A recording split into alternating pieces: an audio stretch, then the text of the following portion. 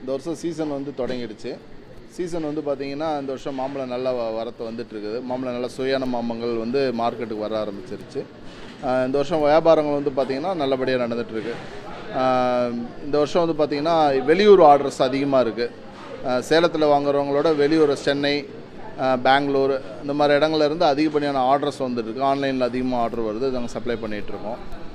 வரத்து வந்து பார்த்திங்கன்னா போன வருஷத்தோட இந்த வருஷம் கொஞ்சம் அதிகம். ஆனால் விலை வந்து பார்த்திங்கன்னா போன வருஷத்து அளவு தான் இருக்குது, அதே அளவு தான் விற்றுட்ருக்கு. பழங்கள் வந்து நல்லா சுவையான மாம்பழங்கள் வந்துட்டுருக்கு. இப்போ சேலம், பெங்களூரா, இமாம் பசந்த், மல்கோவா, நடுசாலை, குண்டு, பங்கனப்பள்ளி, செந்தூரா இந்த மாதிரி வகையான மாம்பழங்கள் நிறைய வருது. இதில் அதிகமாக சேல்ஸ் ஆகிறதுன்னு பார்த்திங்கன்னா சேலம், பெங்களூரா, இமாம் பசந்த், அல்ஃபோன்ஸா, இதெல்லாம் வந்து மல்கோவா, இதெல்லாம் வந்து அதிகப்படியான சேல்ஸ் ஆகிறது.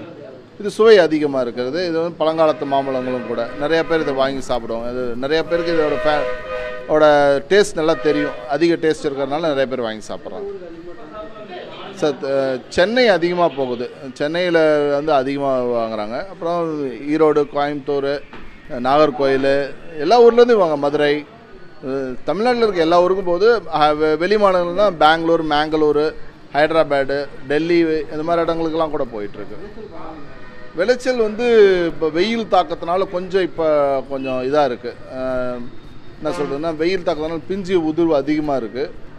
கொஞ்சம் வரத்து வந்து கொஞ்சம் குறைஞ்சிருக்கு, எதிர்பார்த்த அளவுக்கு இல்லை.